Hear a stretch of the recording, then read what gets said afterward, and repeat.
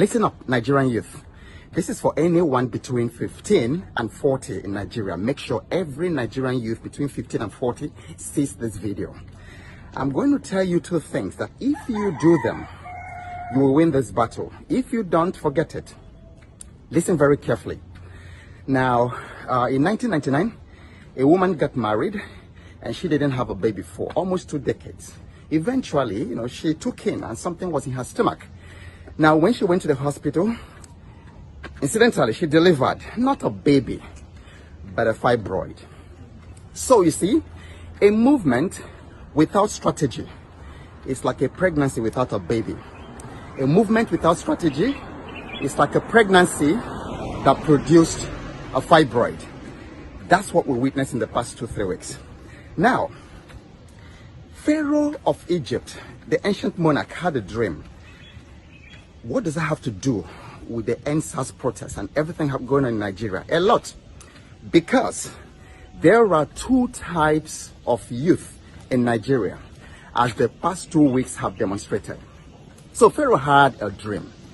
He saw 2 types of cows.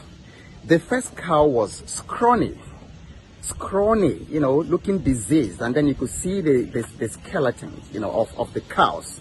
Very, very scrawny, like broomsticks. Then he saw another set of 7 cows, fat, well-fed, plump, horrible cows. But guess what? It was a scrawny cows that swallowed and ate up the fat cows. And after they swallowed and ate up the fat cows, they still remained like that. It's as if they hadn't even eaten anything. What does this mean? There are 2 kinds of Nigerian youth, as we've seen in the past 2 or 3 weeks. The first Nigerian youth, which I will call Youth 1, were the ones who started the NSAS protest. They organized that protest with class, so much so that everybody in the world was saying, I am proud of the Nigerian youth. They didn't destroy any car. They didn't destroy anybody's thing. They raised money for people in need. There was a young woman who had prosthetic legs or whose legs were cut off. They raised millions of naira on the spot for her. There was a woman, by the roadside who sold groundnuts or something like that. They raised more than 2 million naira on the spot by themselves. Somebody's car was broken. They raised money on the spot and did it. They were very peaceful. They were classy. They were, they organized entertainment. They organized food. They organized money. In fact, it baffled and terrified the government. So, that is Youth 1. And I'll call the Youth 1 builders. That's the name for their persona. They are builders. But there's Youth 2 in Nigeria. And these Youth 2 are the ones, who took over after the Lekki toll gate shooting. They're the ones who are going around burning everything on their way, burning malls, destroying businesses that people borrowed money to buy, to build. They're the ones, attacking police stations and then taking guns, taking ammo from the armory. They're the ones, going to Thomas Estate to wage war with ordinary citizens who are also suffering like themselves. They're the ones that were recruited by security agencies, according to many video clips that we saw, to attack Youth 1. So this is where it gets interesting. Just like Pharaoh's cows, the builders, that is Youth 1, came, built such an asset of goodwill, built such an asset of intellectual, prowess. And then the Youth 2, just like Pharaoh's scrawny cows, came, swallowed up everything that Youth 1 had done. So the scrawny cows, which is Youth 2, ate up and swallowed the builders, which is Youth 1. This Youth 2, I would call the burners. They're the ones burning down everything. They've burned down public property. They've burned down the NPA. They've burnt down police stations. They've burned down all kinds of places. Now, it turns out, Youth 1, therefore, that your greatest enemy, your greatest challenge is not the government. Your greatest challenge is Youth 2.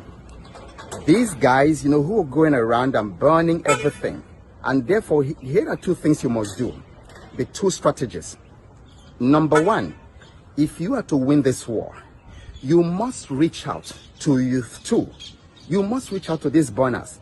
You see, because they are very accessible to the government. Whatever you build, these politicians would use them to destroy. It's been happening. That's an ancient strategy. They keep doing that.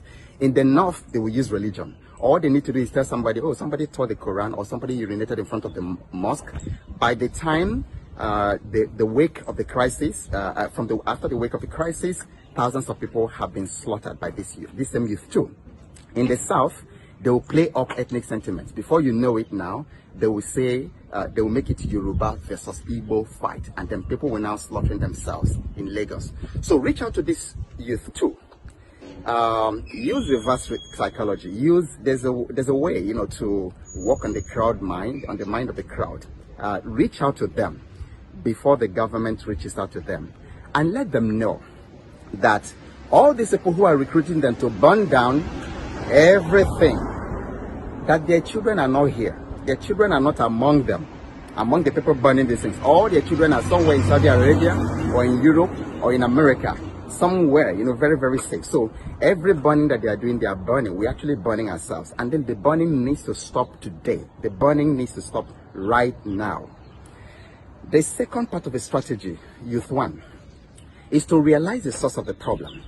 The real monster in Nigeria predates the birth of your father and even your grandfather. It started right from the 1930s, the invasion from the north of Ottoman Dan Fodio. And then later that same century, with the invasion of southern Nigeria by the British Empire, the then British Empire. And then that marriage of the British and the Caliphate gave rise. There's a lot of culmination to what became 1914 and to what eventually became the 1999 Constitution. And in that 1999 Constitution, all the problems that you're seeing in Nigeria are enshrined. It's amazing. A constitutional lawyer once showed me, and I was shocked. The corruption is in that document. The lack of infrastructure is in that document. You cannot develop. You cannot even, like, they have these exclusive items. If you want to build, let's say, a railway, you can't, because it's in the exclusive document. It's that same document that sequestered all your property, all the land in the country, and put it in the hands of few people that they call, you know, the government. They are the ones who will give you CFO for your property. They are the ones who own everything under the ground behind your house, like you've seen in the Niger Delta and all that. So the problem is the 1999 Constitution. If we take it down, we will now have a chance as a country to define what we want, and then for each region to define the pace of their progress. Peace is more important, justice is more important than killing and the killings that are going on everywhere. And then the North can have a chance to develop at their pace, and the South can have a chance to develop at their pace. Anything besides these two things I have told you is like that pregnancy that gives birth to fibroid.